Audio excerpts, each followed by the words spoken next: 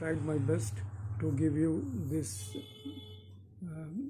video from various looks, and hope you will look the videos till last and like, comment and subscribe, and also like to share to others who are needful, and wait for my upcoming videos. Hope these videos will enrich your knowledge, skills and experiences. These Wheatstone potentiometer and rheostat and all that registers, these are all used in the laboratory actually, in practical physics. When you are going to do the practical in physics, these are much helpful. So I won't make another volume of practical physics. You have to understand these all. In the chapter of basic electricity, till now we have gone for Kirchhoff's law. The two laws helped us to solve the complicated circuit which was not solved by the Ohm's law. However, the Ohm's law was also applied on those circuits later on by making it simple. Now today I am going to discuss about the voltage dividers. See, voltage dividers are devices which make it possible to obtain more than one voltage from a single power source. A voltage divider usually consists of a resistor or resistors connected in series with fixed or movable contacts and two fixed terminal contacts. As current flows through the resistance, different voltages can be obtained between the contacts. A typical voltage divider is shown in the figure.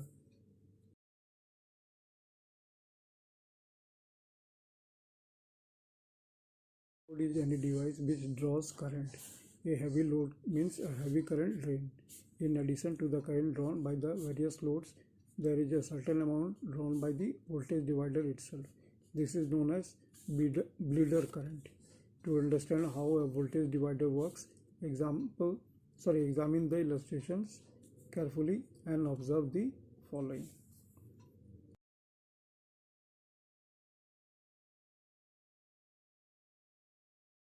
Each load draws a given amount of current I1, I2, I3.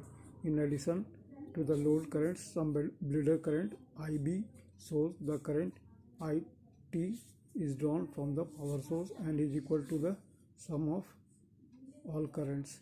The voltage at each point is measured with respect to a common point. Note that the common point is the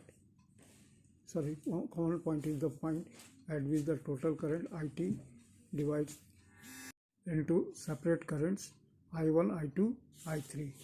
Each part of the voltage divider has a different current flowing in it. The current distribution is as follows. Through R1, bleeder current IB. Through R2, IB plus I1. Now through R3, IB plus I1 plus I2. The voltage across each resistors of the voltage divider is 90 volts across R1, 60 volts across R2, 50 volts across R3. Now the voltage divider circuit discussed up to the point has had one side of power supply, that is battery at ground potential. In this figure, the common reference point, that is ground symbol, has been moved to a different points on a voltage divider.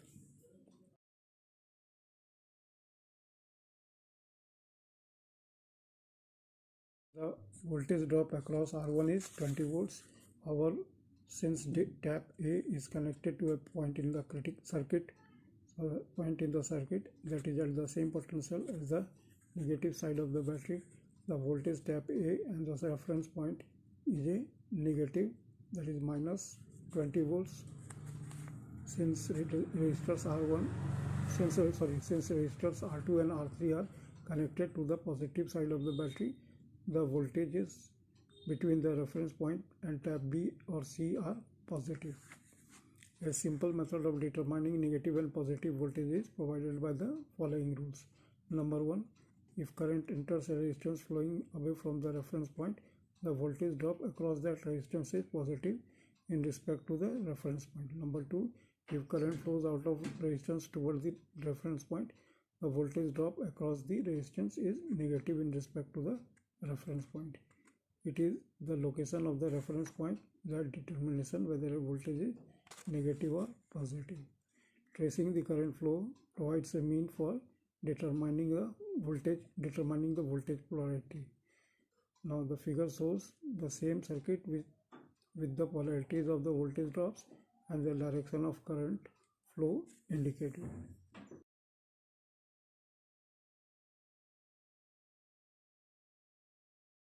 The current flows from the negative side of the battery to R1 tap A at the same potential as the negative terminal of the battery.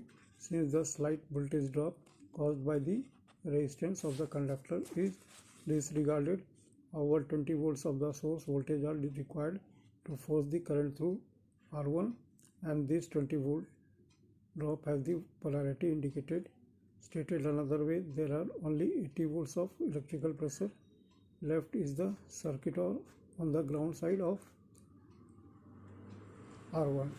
When the current reaches tab B, 30 more volts have been used to move the electrons through R1, and in a similar manner the remaining 50 volts are used for R3. But the voltage across R3 and R1 are positive voltages since they are above ground potential. Now this figure shows the voltage divider used. Previously, the voltage drops across the resistances are the same. However, the reference point, that is the ground, has been changed. The voltage between ground and tap A is now a negative 100 volts, or the applied voltage. The voltage between ground and tap B is a negative 80 volts, and the voltage between ground and tap C is a negative 50 volts.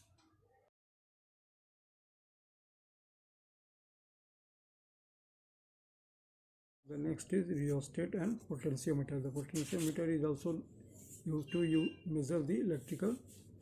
It is an electrical measurement device. Now the rheostat and potentiometer. The voltage divider discussed thus far have consistent of resistors of various sizes across which a variety of voltage drops were developed.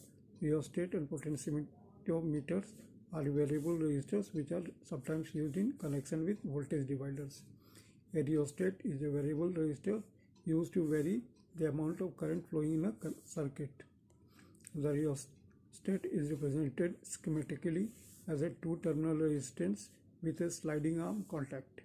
Now the figure shows a rheostat connected in series with an ordinary resistance in a series circuit.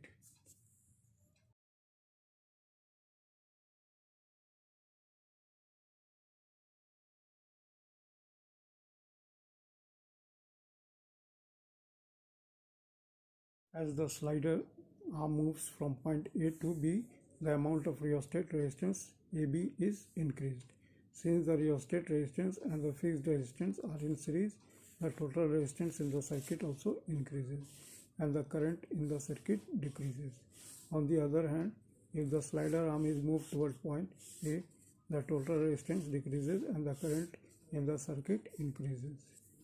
Now the potentiometer. The potentiometer is a variable resistor which has three terminals, two ends, and a slider arm are connected in a circuit. A potentiometer is used to vary the amount of voltage in a circuit and is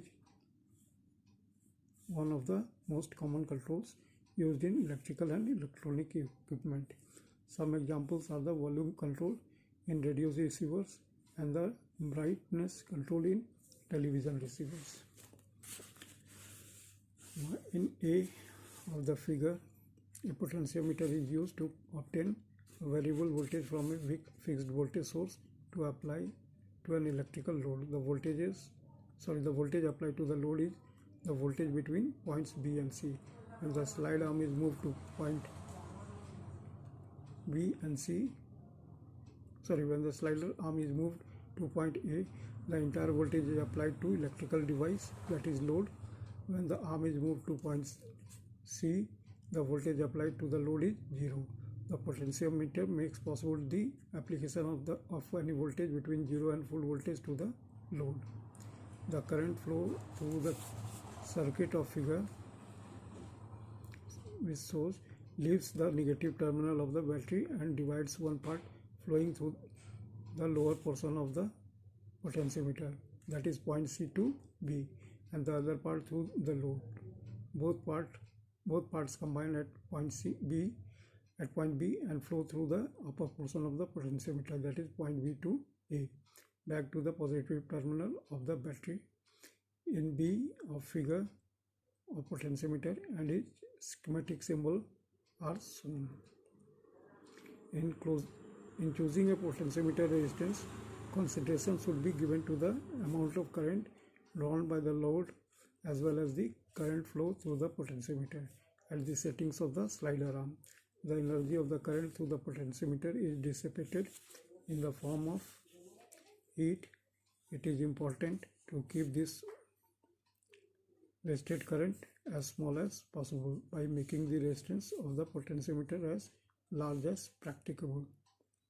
In most cases, the resistance of the potentiometer can be several times the resistance of the load. Rheostat and potentiometer are constructed of a circular resistance material over which a sliding contact moves. The resistance may be distributed in many ways, and the method used determines the classification as either linear or tapered. The linear type provides a resistance evenly distributed over its entire length, while the tapered has some resistance per unit length at one end than at the other. As an example, a 1/2 ton of a linear rheostat places 1/2 of the total resistance between either end and the slider, while a 1/2 ton of a tapered rheostat places 1/10, that is in bracket, or any desired fraction of the total resistance between one end and the slider.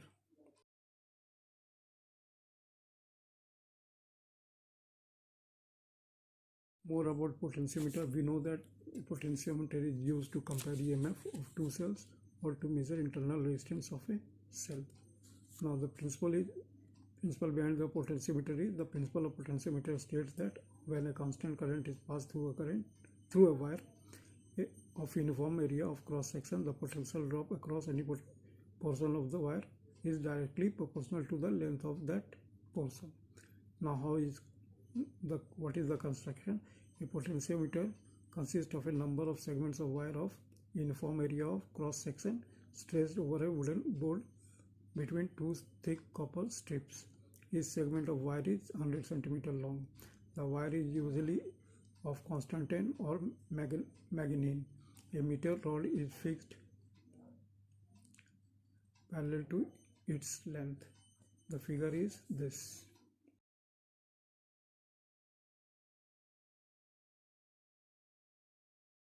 An auxiliary or driver battery connected across the two ends terminals sends current through the wires, which is kept constant by using a rheostat. Now theory. Let capital V be the potential difference across certain portion of wire whose resistance is capital R. If I is the current, capital I is the current through the wire, then capital V equals to capital I multiplied by capital R. We know that capital R equals to rho by 1 upon A, that is where L, A and rho are the length, R equals to rho L by A, where L, A and rho are length, area of cross section and resistivity of the material of the wire respectively. Therefore V equals to I rho L upon A. If a constant current is passed through the wire of uniform area of cross section, then I and A are constant. Since for a given wire rho is also constant, we have V equals to constant into L, or V is directly proportional to L. Hence, if a constant current flows through a wire of uniform area of cross section, then potential drop along the wire is directly proportional to the length of the wire. Now application of potentiometer. If potentiometer can be put to the following uses. We have discussed earlier, but here that is the practical uses. Now in electrical measurement, what are the applications of potentiometer? First we do to measure EMF of a cell. To measure the EMF of an unknown cell, firstly the potentiometer wire is calibrated by using a standard cadmium cell. The standard cadmium cell has an EMF of 1.018 volt and it remains constant for a fairly long time. The positive pole of the standard cell is connected to the terminal A of the potentiometer. The negative pole of the cell is connected to a jockey capital J through a galvanometer capital G, an auxiliary battery of EMF capital E, an emitter capital A, rheostat RH capital RH is small, and a cone and one-way key capital K are connected between the end terminals A and B of the potentiometer as shown in the figure.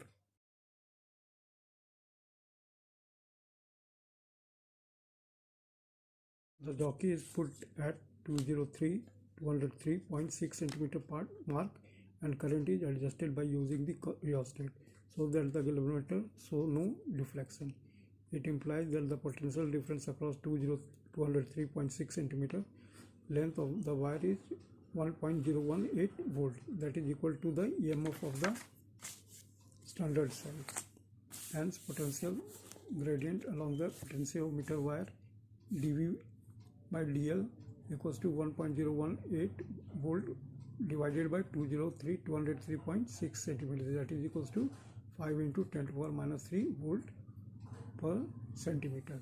Now the standard cell is replaced by the unknown cell of EMF capital E, say, keeping the current through the potentiometer wire unchanged. The balance point is found if L, that is in bracket in centimeter, is the balancing length, then EMF of the unknown cell E equals to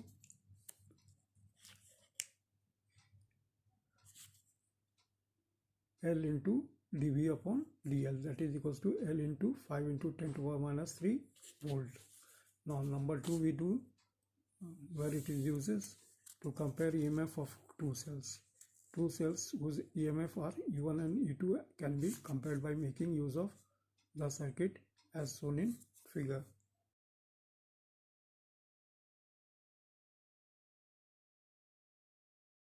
The positive poles of both the cells are connected to the terminal A of the potentiometer. The negative poles of the two cells are connected to terminals 1 and 2 of a two-way key, while its common terminal is connected to a jockey capital J through a galvanometer capital G.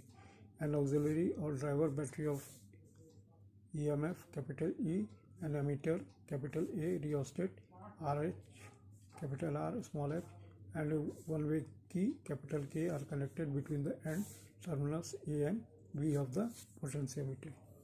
Thus the positive poles of the two cells as well as the positive pole of the auxiliary battery are connected at the common point capital A. It may be pointed that EMF of an auxiliary battery should always be greater than EMF of either of the two cells.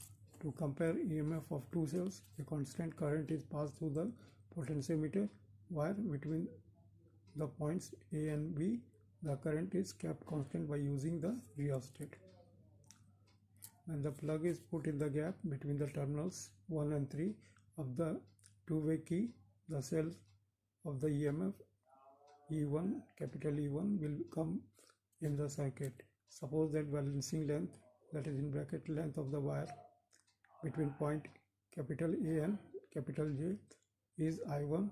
If small x is the resistance per unit length of the potentiometer wire, I capital the constant current flowing through it, then capital E1 equals to in bracket small x into L1 multiplied by capital I. When the key is put in the gap between the terminal 2 and 3 After removing it from the gap between 1 and 3, cell of the EMF E2 will be included in the circuit. Let the balancing length be L2 in this case, then E2 in bracket X into L2 multiplied by capital I. Dividing the equation, both this equation, we get E1 by E2 equals to L1 by L2. Now the measuring L1 and L2, the ratio of the EMF of two cells can be found. Now number 3, to measure internal resistance of a cell. The internal resistance of a cell of EMF E can be found by setting up the circuit as shown in figure.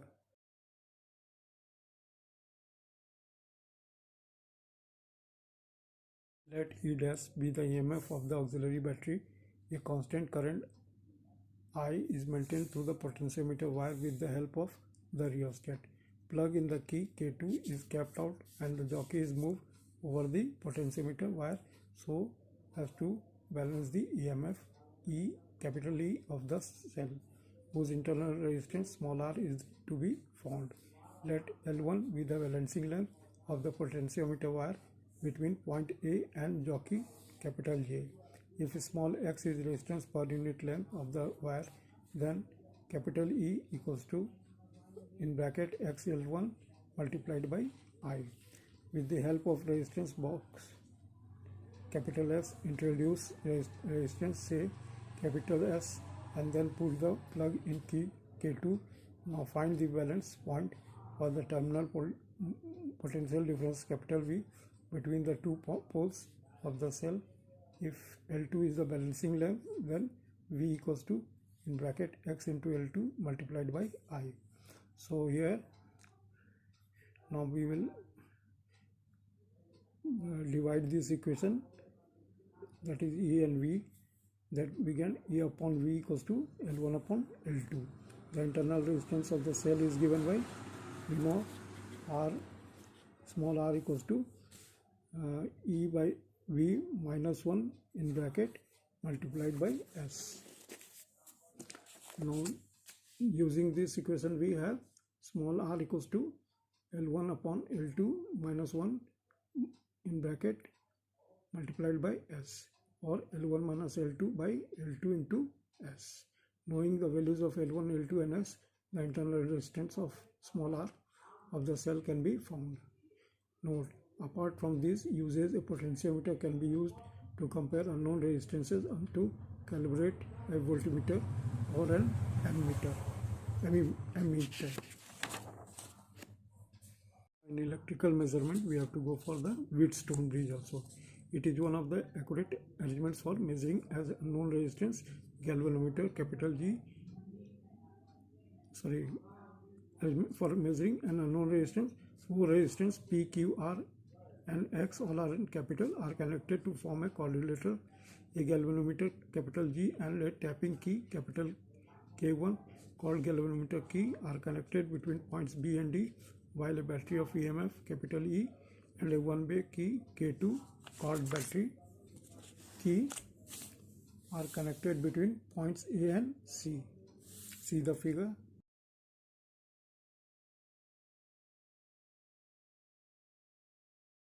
Usually resistances P and Q called receive arms are known resistances. Capital R is a variable resistance, that is in bracket resistance box, and X is the unknown resistance. The value of the resistance capital R is so adjusted that on pressing key K1 the galvanometer does not give reflection. It implies that points B and D, capital B and D, are at the same potential. In such a case, Wheatstone bridge is said to be balanced. For a balanced bridge, it can be proved that P upon Q equals to R upon X. Now how the proof is that let I be the current in the main circuit at point A, say current equal to I1 flows through resistance P, and the rest I minus I1 equals to I2, say flows through resistance capital R. When the bridge is at balanced state, points B and D are at the same potential and therefore no current will flow through galvanometer, that is current I will flows as such through resistance Q, while I2 through X at point capital C, the current through resistances capital Q and capital X add up so as to send a total current capital I through the circuit. Let VA, VB, VC and VD be the electric potentials of points A, B, C and D respectively. Now potential difference across P, that is VA minus VB equals to I1 into P. Now potential difference across Q is, that is VB minus VC equals to I1 into Q. Potential difference across R, that is VA minus VD equals to I2 multiplied by R. Now potential difference across X, that is VD minus VC equals to I2 multiplied by X. When the bridge is balanced state, no current flows along the path between points B and D. Therefore points B and D are at same potential, that is VB equals to VD. In this equation, in this state, replacing VD by VB, we have VA minus VB equals to I2 into R and VB minus BC equals to I2 into X. From this equation, we have I1P equals to I2R. From the equation, this equation, we have I1 into Q equals to I2 into X. So dividing the equation, we have P by upon Q equals to R upon X. As we know the value of resistances P, Q and R, the value of unknown resistance X can be found. It may be remembered that the bridge is most sensitive when all the 4 resistances are of the same order.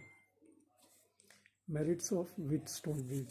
Wheatstone bridge method for measuring an unknown resistance has the following merits over the other methods for measuring the resistance. Number 1, it is a null method. Therefore, the measurement of resistance made by this method is not affected by the internal resistance of the battery used. Number 2, as no measurement of current or potential difference is involved, the measurements are not affected because of the fact that the ammeters and voltmeters are not ideal ones. Now number 3, the value of unknown resistance can be measured to a very high degree of accuracy by increasing the ratio of the resistance in arms capital P and capital Q. Now principle of Wheatstone, that is from Kirchhoff's law.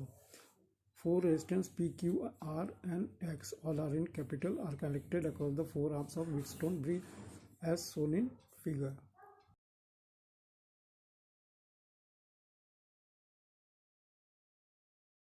A tapping key capital K1 and a galvanometer capital G are connected between points B and D, whereas a battery of EMF capital E and a key K2 are connected between points A and C, capital A, capital C.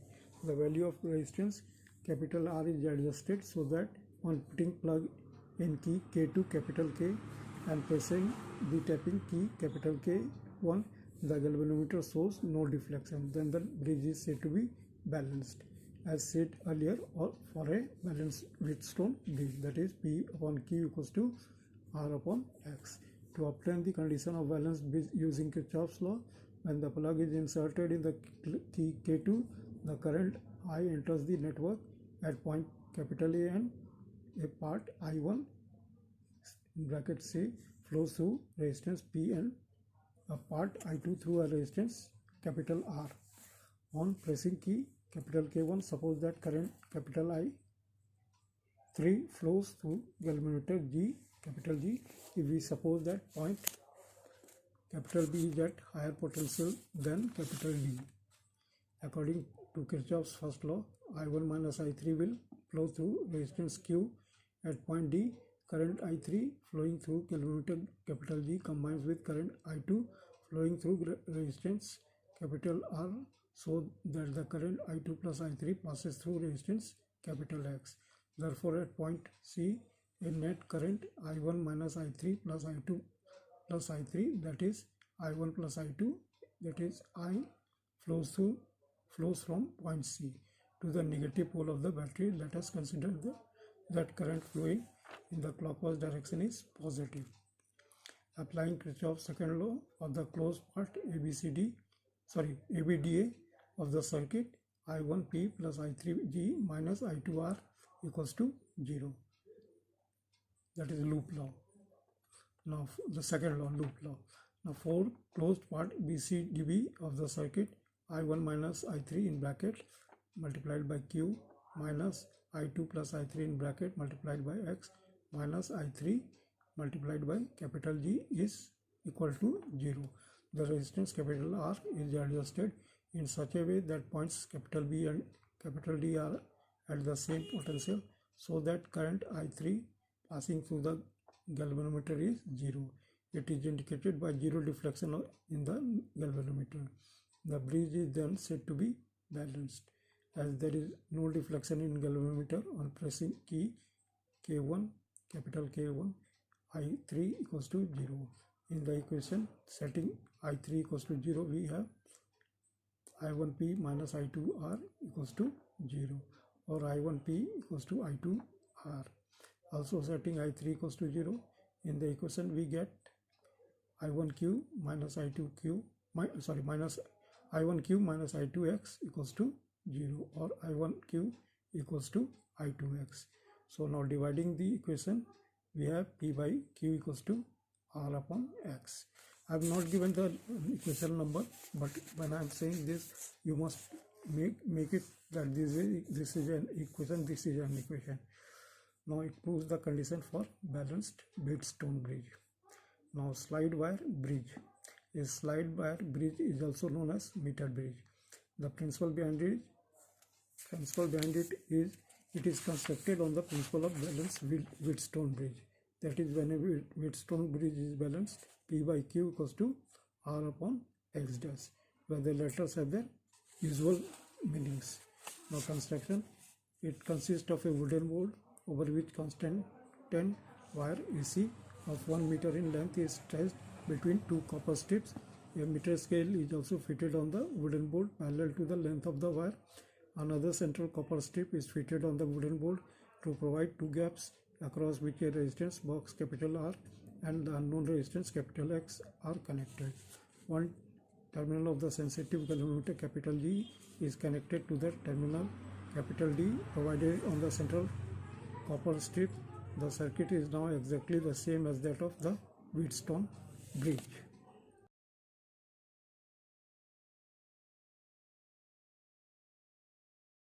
The resistance of wire between points A and B, that is in bracket B, the position of jockey in the balanced state of the bridge, represent the ratio arm capital P, and that of wire between capital B and capital C represent capital Q. Therefore, when bridge is balanced, we know P by upon Q equals to R upon X.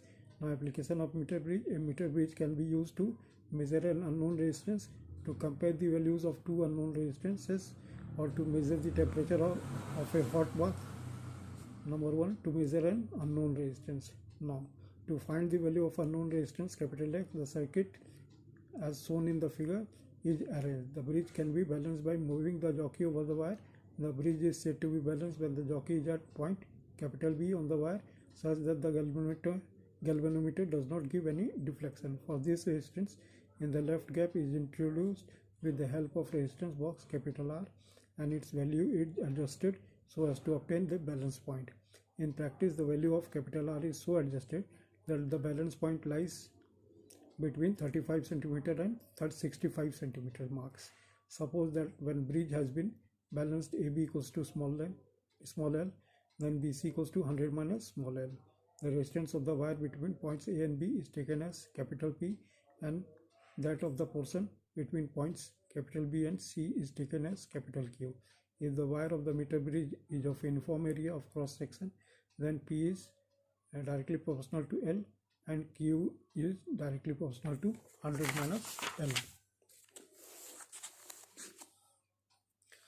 Therefore, P by Q equals to L upon 100 minus L in bracket. Now from the principle of Wheatstone bridge, we know that P by Q equals to R upon X. Therefore, R upon X equals to L upon in bracket 100 minus L, or X equals to capital R multiplied by 100 minus L in bracket by small l. Knowing the values of R and small l, the values of x can be found. Now to compare two unknown resistances. For comparing two unknown resistance R1 and R2, the circuit as shown in the figure is arranged. First, the resistance capital R1 is connected in place of unknown resistance X. The jockey is moved over the bridge wire gently, and by adjusting the value of R, the valence point is obtained. The bridge is said to be balanced when the jockey is at point B, capital B, on the wire, such that galvanometer does not give any deflection. In such a case, if AB equals to L1, then BC equals to 100 minus L1, the resistance of the bridge wire between the points capital and capital B is ratio arm capital P, and that between point capital B and capital C corresponds to ratio arm capital Q, since the bridge wire is of uniform area of cross section. P is directly proportional to L1 and Q is directly proportional to 100 minus L1. Therefore, P by Q equals to L1 by 100 minus L1. 100 minus L. Now, from the principle of Wheatstone bridge, we know that P by Q equals to R upon R1. Therefore, P R upon R1 equals to L1 by 100 minus L1 in bracket. Now, or R1 equals to capital R multiplied by 100 minus L1 in bracket by L1. Now the experiment is repeated with the other unknown resistance capital R2. If small L2 is balancing length of the bridge wire between the points A and B, then it can be obtained that R2 equals to capital R multiplied by 100 minus L2 in bracket by L2.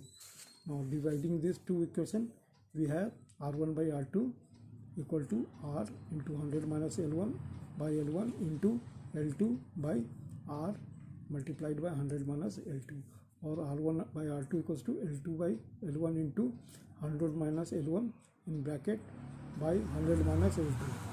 Knowing the values of L1 and L2, the ratio of R1 by R2 can be found. Now number 3, to measure the unknown temperature. We know that resistance of a conductor increases with increase of temperature.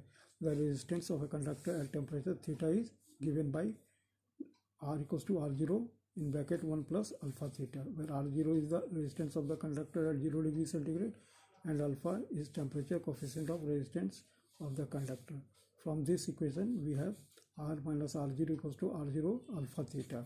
Now, if R100 is resistance of a conductor at 100 degree centigrade, then the equation may be expressed as R100 minus R0 equals to R0 alpha into 100. Dividing these two equations, we obtain theta equals to R minus R0 by R100 minus R0 multiplied by 100. Now the equation we get lastly now may be used to find the unknown temperature of a hot bath by using the circuit diagram shown in the figure earlier which I had showed. The unknown resistance capital X, that is in bracket in the form of a metallic wire, is immersed in ice, and its resistance R0 at 0 degree centigrade is measured. The unknown resistance is then maintained at a temperature of 100 degree centigrade, that is in bracket, by placing the wire in steam, and its resistance R100 at 100 degrees centigrade is measured. Finally, the unknown resistance is immersed in hot bath at unknown temperature theta, and the experiment is repeated to measure its resistance R theta at theta degree centigrade. Then by substituting the value of R0, R100 and R theta in the equation, the unknown temperature of the hot bath can be found. There are some prefixes to note. In any system of measurement, a single set of units is usually not sufficient for all the computations involved in electrical repair and maintenance. Small distances, for example, can usually be measured in inches, but larger distances are more meaningfully expressed in feet, yards, or miles. Since electrical values often vary from numbers that are a millionth part of a basic unit of measurement to very large values, it is often necessary to use a wide range of numbers to represent the values of such units as volts, amperes, or ohms. A series of prefixes which appear with the name of the unit have been devised for the various multiples or submultiples of the basic unit. There are 12 of these prefixes, which are also known as conversion factors. 6 of the most commonly used prefixes with a short definition of each are as follows.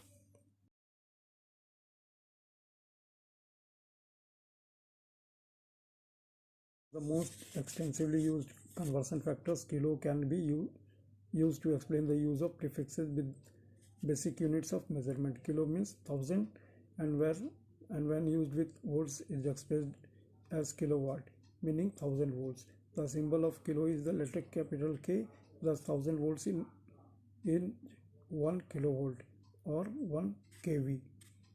Conversely, 1 volt would equal 1000 of a kV or 1 by 1000 kV. This could also be written as 0.001 kV. Similarly, the word milli means 1000 and thus 1 millivolt equals 1000, that is 1 upon 1000 of a volt. These prefixes may be used with all electrical units. They provide a convenient method for writing extremely large for small values. Most electrical formula require the use of values expressed in basic unit. Therefore, all values must usually be converted before computation can be made. Now the figure shows which contains a conversion table which lists a number of the most commonly used electrical values.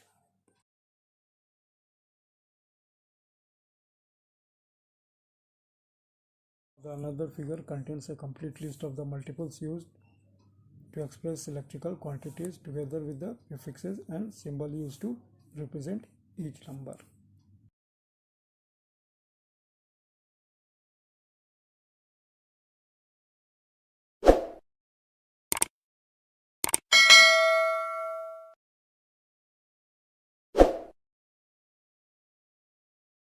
Tried my best to give you this